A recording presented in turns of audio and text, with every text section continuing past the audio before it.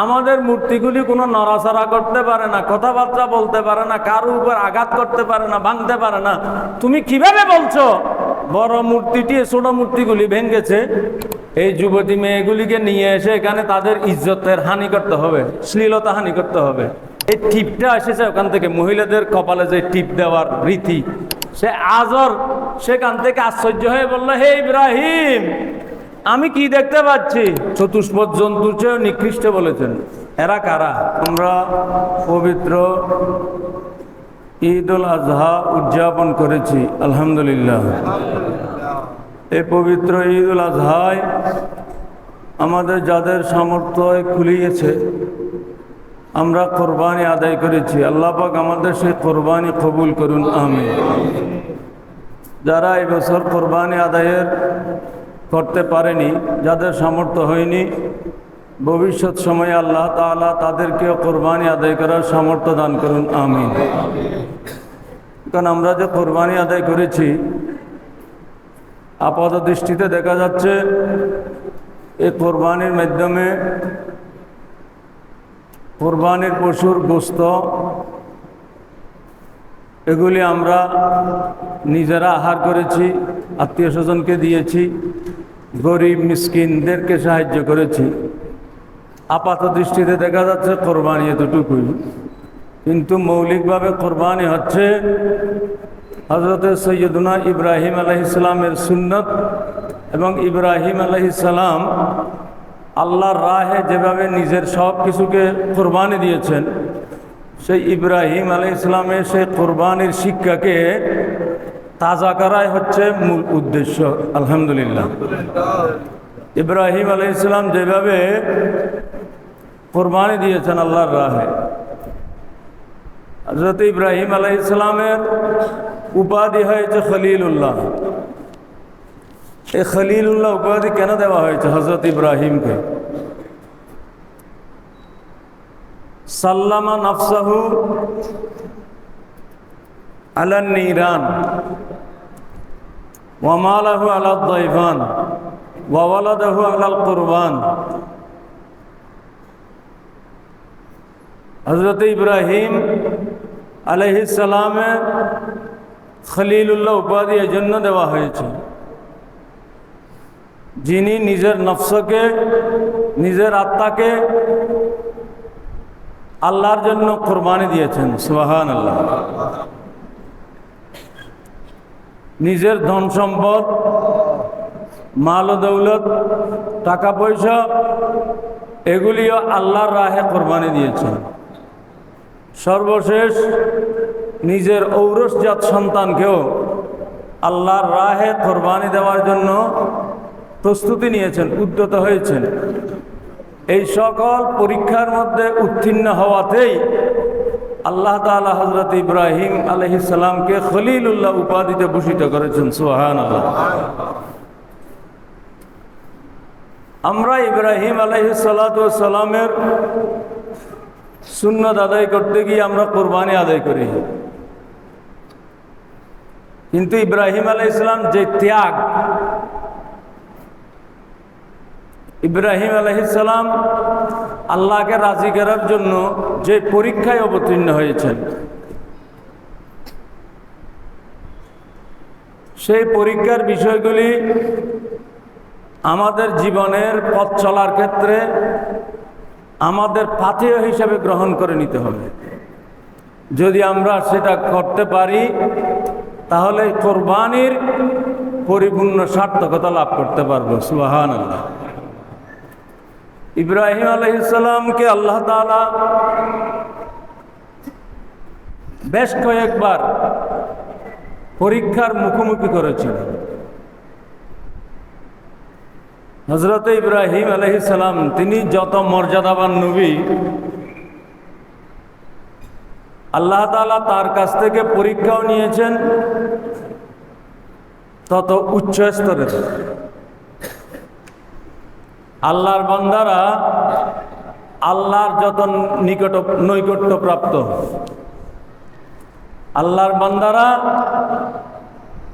আল্লাহর কাছে যতটুকু সম্মানিত মর্যাদাবান, এই বান্দাদের কাছ থেকে আল্লাহ তাআলা পরীক্ষাও নেন তাদের মান অনুযায়ী, ওই বান্দার মান অনুযায়ী।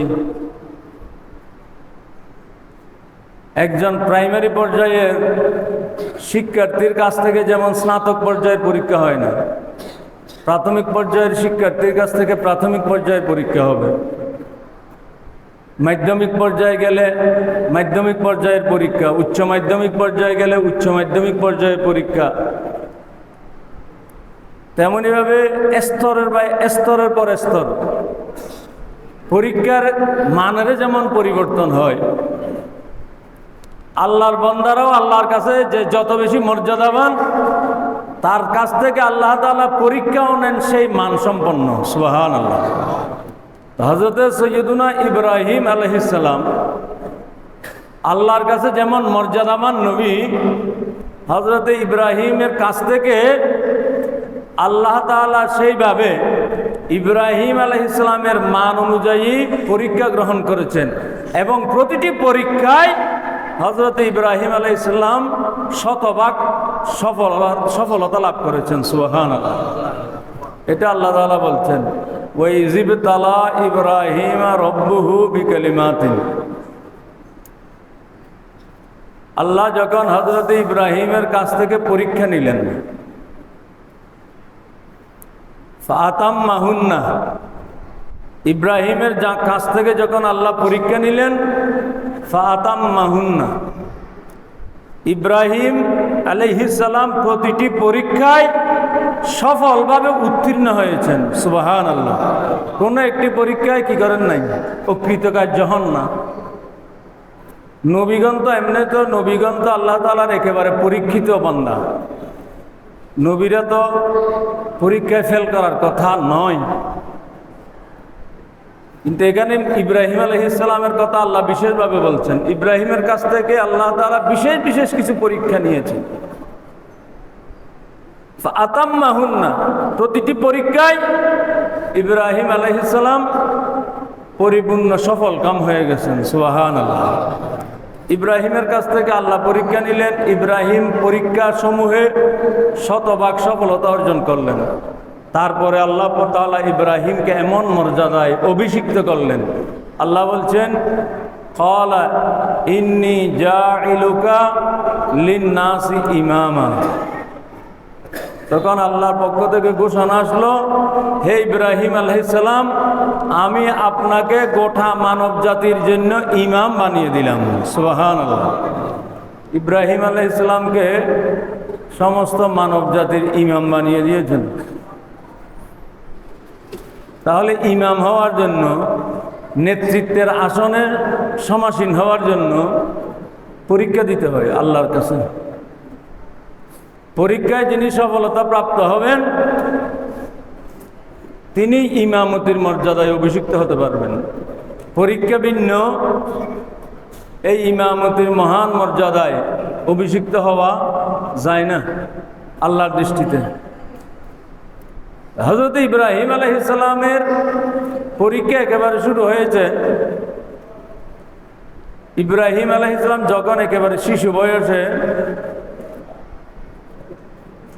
তার বোধ শক্তি আসতে শুরু করেছে,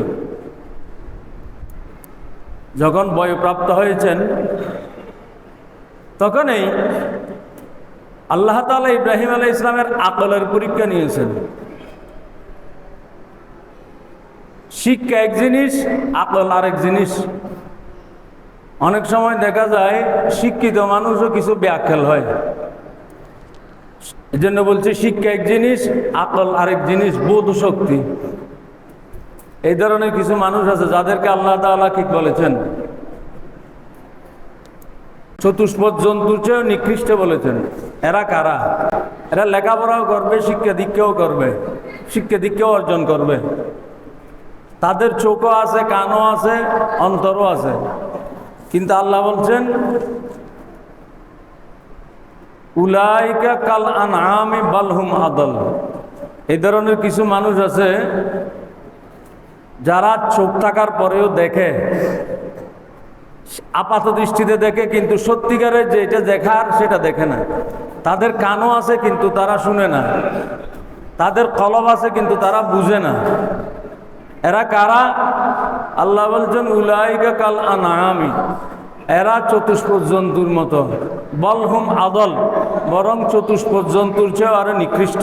নাউজুবিল্লাহ। এরা কারা? এরা শিক্ষিত হয়েছে, এদের বোধ শক্তিও আছে, কিন্তু এরা নিজের মালিককে চিনতে পারে নাই। যারা স্বয়ং এই সব কিছু থাকার পরেও নিজেদের মালিক আল্লাহ রাব্বুল আলামিনকে চিনতে পারে নাই, তাদেরকে আল্লাহ বলছেন তাদের চোখ, কান, নাক, কলব এগুলি সব থাকার পরেও তারা চতুষ্পদ জন্তুর চেয়েও নিকৃষ্ট। নাউজুবিল্লাহ। তাহলে মৌলিক যেই বিবেক বুদ্ধির পরিচয় পাওয়া যায় সেটা হচ্ছে যেই ব্যক্তির কাছে আল্লাহর পরিচয় আছে, যেই ব্যক্তি আল্লাহকে চিনতে পেরেছে, যেই ব্যক্তি নিজের স্রষ্টাকে চিনতে পেরেছে, সেই ব্যক্তি হচ্ছে সত্যিকারের জ্ঞানী মানুষ। সুবহানাল্লাহ। আল্লাহ তাআলা হযরত ইব্রাহিমের কাছ থেকে এই জ্ঞানের পরীক্ষা নিয়েছেন। কখন? শিশু বয়সে, যখন বয়প্রাপ্ত হচ্ছেন তখনই। ইব্রাহিম আলাইহিস সালাম দেখতে পেলেন তার যে গোত্র আছে, এই গোত্রের সব মানুষ প্রায়, এমনকি নিজের চাচা আজর, এরা সবাই মূর্তি পূজা করে। এই মূর্তিকে তারা খোদা মনে করে। তো মূর্তিগুলি কোত্থেকে এসেছে? মূর্তিগুলি তারা নিজেরা বানায়, নিজেরা নিজেদের মনের মাধুরী মিশিয়ে নিজেদের ইচ্ছা মতো কিছু মূর্তি বানায়, এবং মূর্তি বানানোর পরে নিজেরা আবার সেই মূর্তির পূজা করে। ইব্রাহিম আলাইহিস সালাম এটা মানতে পারেন না।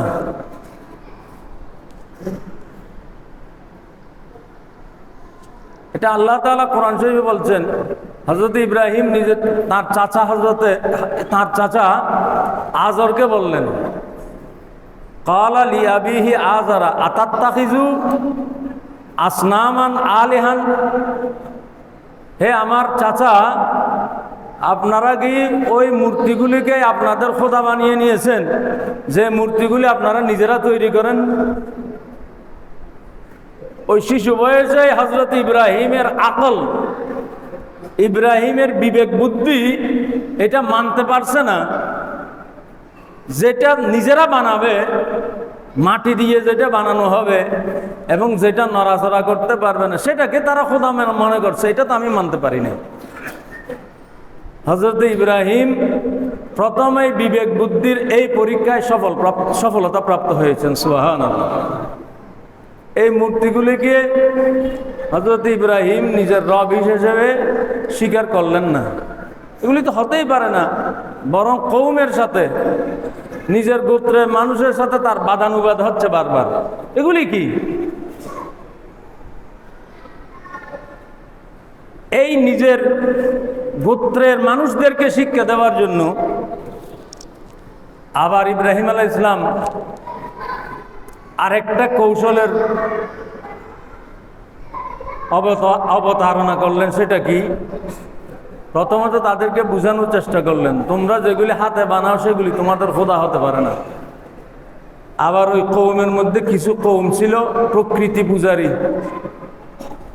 আল্লাহর যে সকল সৃষ্টি আছে ওই সৃষ্টিগুলির পূজা করে, কেউ চাঁদের পূজা করে, কেউ সূর্যের পূজা করে, কেউ নক্ষত্রের পূজা করে। যখন আসমানের তারকাগুলি জ্বলজ্বল করে জ্বলে উঠল, ইব্রাহিম আলাইহিস সালাম তখন ওই তার কওমের মধ্যে যারা নক্ষত্র পূজারী, তারকার পূজা করে, তাদেরকে তালিম দেওয়ার জন্য বললেন, এই তারকা, যে উজ্জ্বল উজ্জ্বল তারকা দেখা যাচ্ছে, এই তারকাই আমাদের রব। এটা তাদেরকে বোঝানোর জন্য বলছেন, তোমরা এই তারকাগুলির পূজা করো, তারকা তোমাদের রব।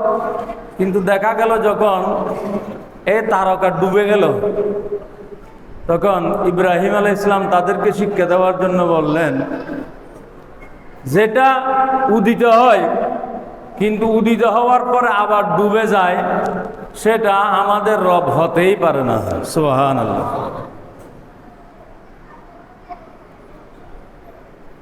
তারপরে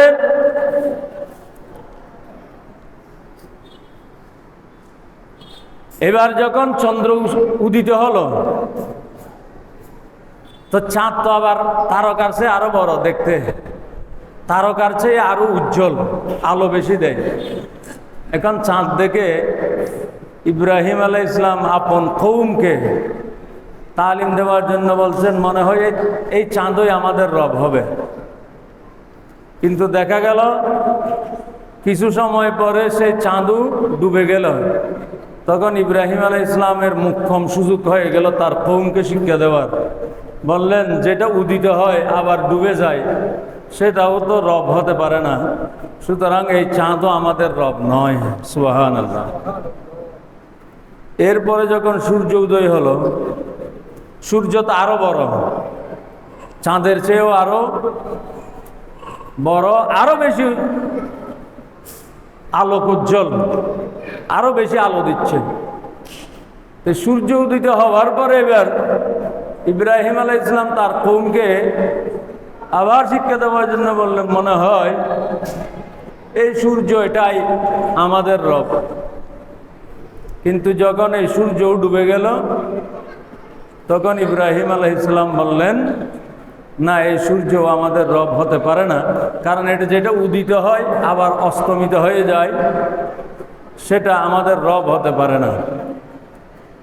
এভাবে ইব্রাহিম আলাইহিস সালাম আপন কওমকে, নিজেরা যে মূর্তি তোমরা পূজা করো সেই মূর্তি তোমাদের খোদা হতে পারে না, যে নক্ষত্র উদিত হয় যেটা আবার ডুবে যায় সেটাও খোদা হতে পারে না, যেটা চাঁদ সূর্য এগুলি যেগুলি উদিত হয় আবার ডুবে যায় এগুলি আমাদের রব হতে পারে না, বরং আমাদের রব একমাত্র রব্বুল আলামিন, যিনি আমাদেরকে সৃষ্টি করেছেন, যার কোনো জন্মও নাই, যার কোনো মৃত্যুও নাই, যিনি অনাদি অনন্ত। সুবহানাল্লাহ। এই শিশু বয়সেও ইব্রাহিম আলাইহিস সালাম আপন রবের পরিচিতি লাভ করেছেন। সুবহানাল্লাহ। এই পরীক্ষায় প্রথমে আকলের এই পরীক্ষায় ইব্রাহিম আলাইহিস সালাম সফলকাম হয়ে গেছেন। আর যে তার কওম যারা মূর্তি পূজার মধ্যে আছেন, অনেকবার বুঝিয়ে দিয়েছেন, নবীগণের কাছে সবচেয়ে অসহ্য বিষয় হচ্ছে এটা। আল্লাহর সৃষ্টি মানুষ অন্য কোনো সৃষ্টির পূজা করবে, বিশেষত মূর্তির পূজা করবে, এটা নবীগণ সহ্য করতে পারেন না। আপন কওম নিজের চাচা আজর সহ ছোট বড় অগণিত মূর্তি বানিয়ে পূজা করবে, ইব্রাহিম আলাইহিস সালাম এটা সহ্য করতে পারেন না। সহ্য করতে না পেরে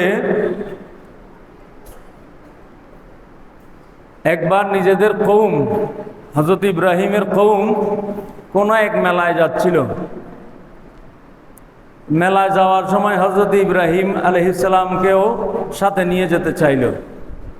ইব্রাহিমকে বলল, ইব্রাহিম আসো আমাদের সাথে, আমরা অমুক একটা মেলায় যাচ্ছি, তুমি আমাদের সাথে চলো। ইব্রাহিম আলাইহিস সালাম জবাব দিলেন, ইন্নী সাকিম, আমি অসুস্থ, আমি তোমাদের সাথে যেতে পারবো না।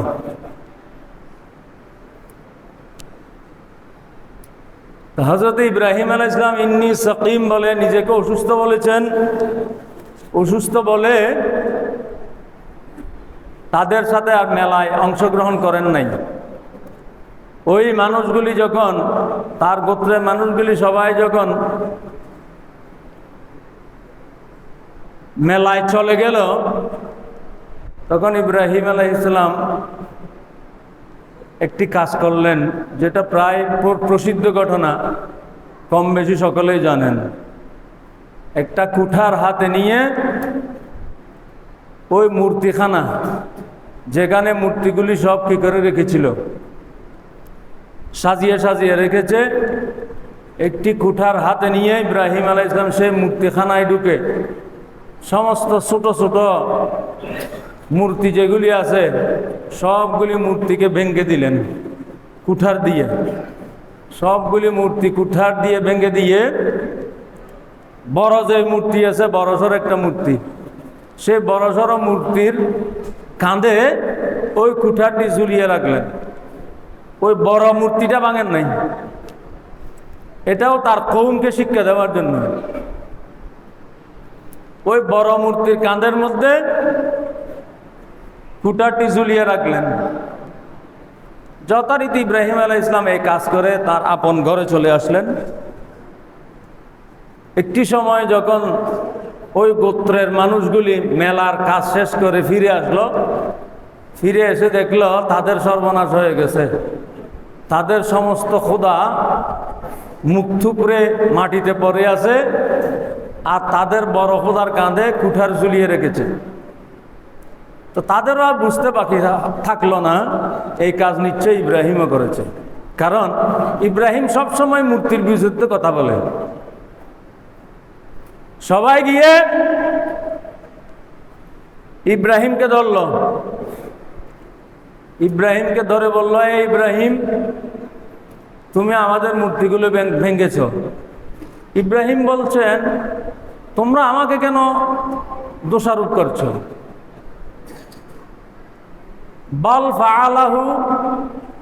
বাল ফাআলা কবীরুহুম, এই কাজ তো তাদের বড়জনই করেছে।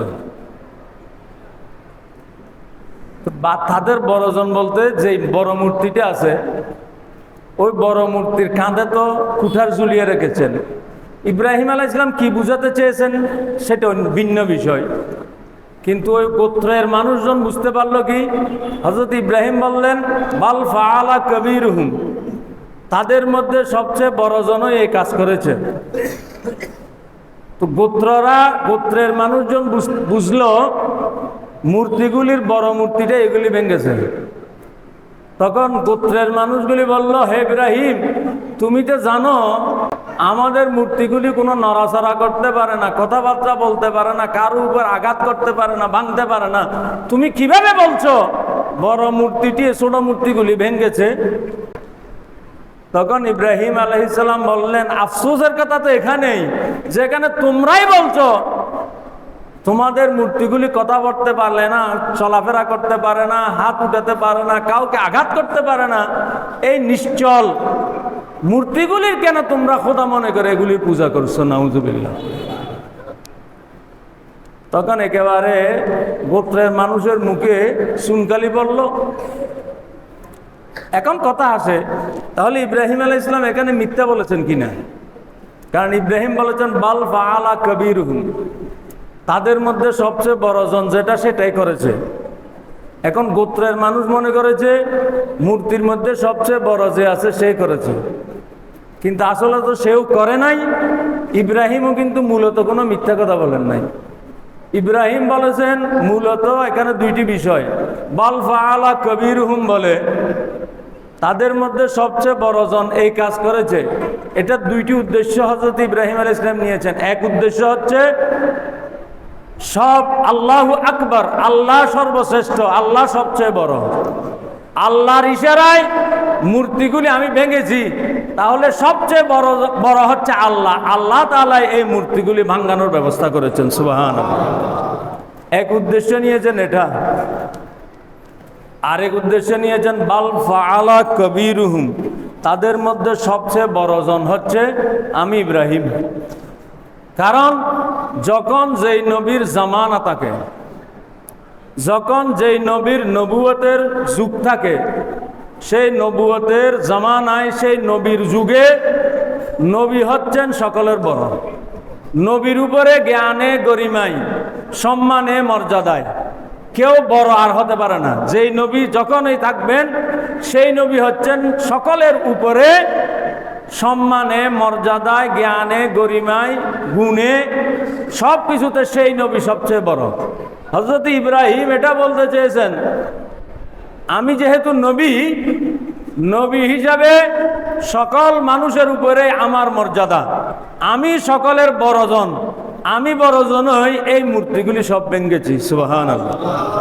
ইব্রাহিম আলাইহিস সালাম উদ্দেশ্য নিয়েছেন এই দুইটা, তো ওরা যা বুঝার বুঝেছিল। ইব্রাহিম আলাইহিস সালামের উদ্দেশ্য তো ছিল তাদেরকে শিক্ষা দেওয়া, যে মূর্তিগুলি কথা বলতে পারে না, হাঁটাচলা করতে পারে না, তোমরা সেগুলির পূজা করো কেন?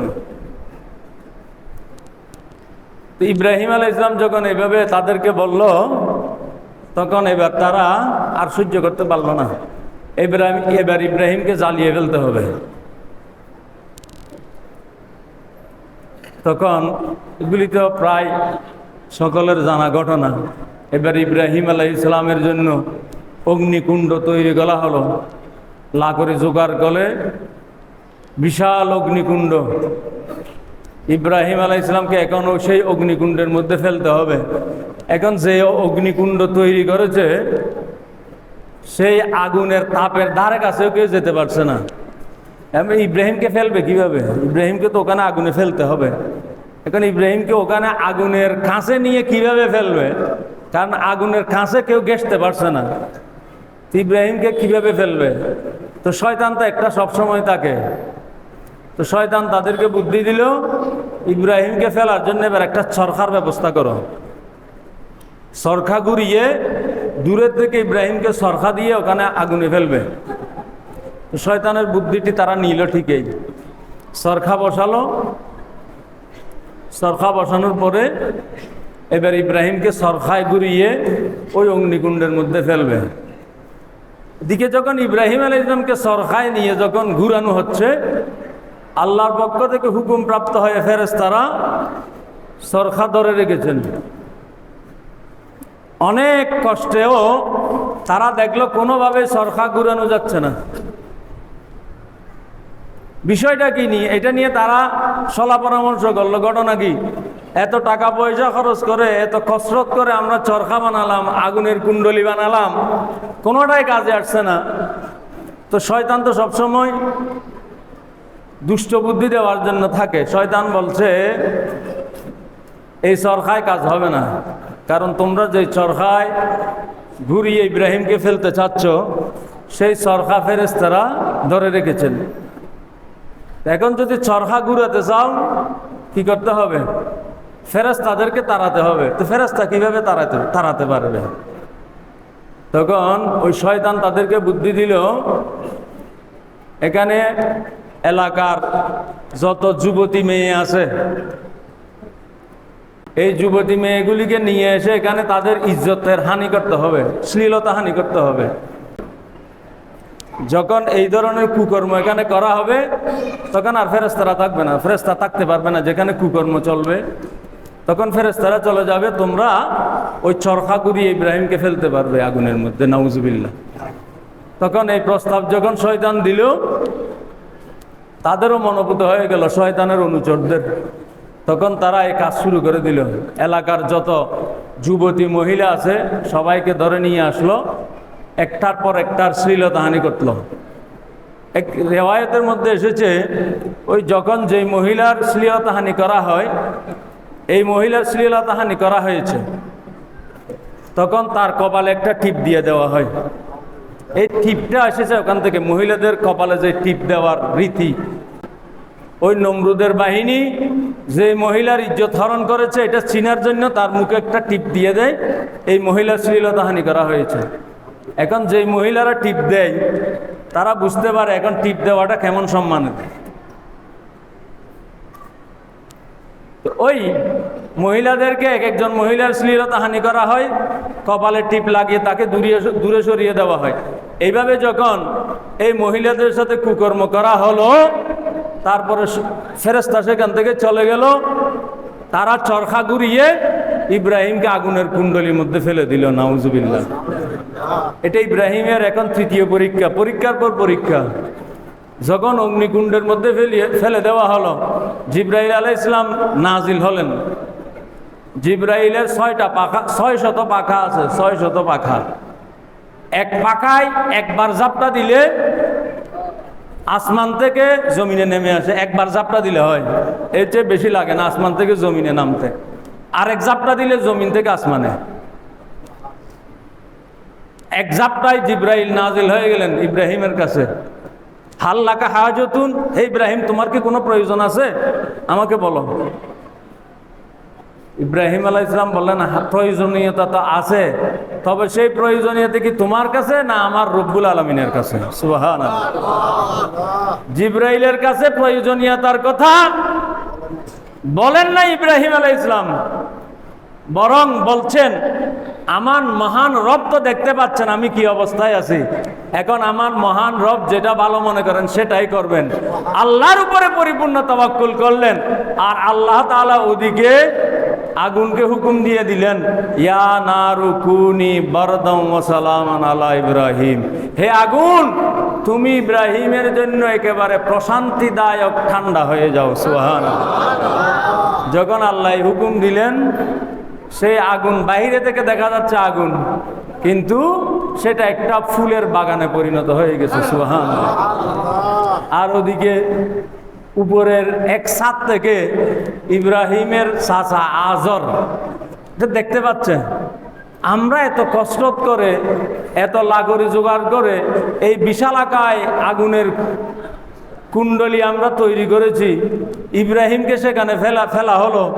এখন দেখা যাচ্ছে ইব্রাহিম সেই আগুন নাই, সেটা ফুলের বাগানে পরিণত হয়ে গেছে।